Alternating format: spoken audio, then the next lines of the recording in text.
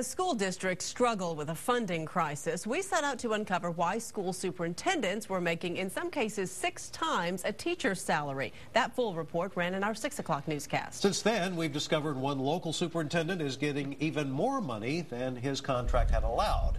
Investigative reporter Nancy Wilson joins us now live to explain how difficult it is to find out how much superintendents are really making.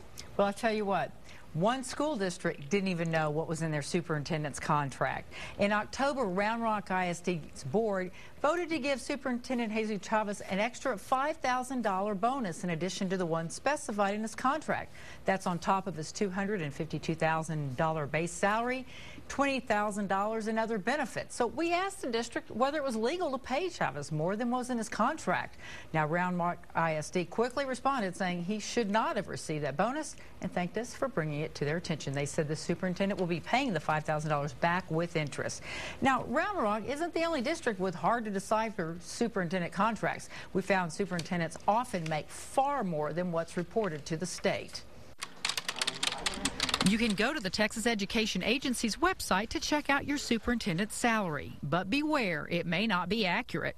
Here's one example. The salary reported to the state last year for Eanes ISD Superintendent Nola Wellman was $225,000.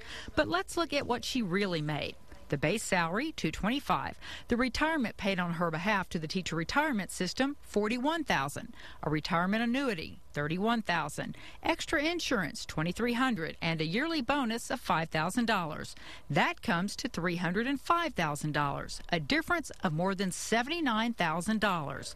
That surprised former Eanes board member Al Cowan. And when you're looking at making cuts in programs and personnel, I think it's helpful to the public to know how much teachers make, how much administrators make, and certainly as your chief executive, it's important to know how much the superintendent makes.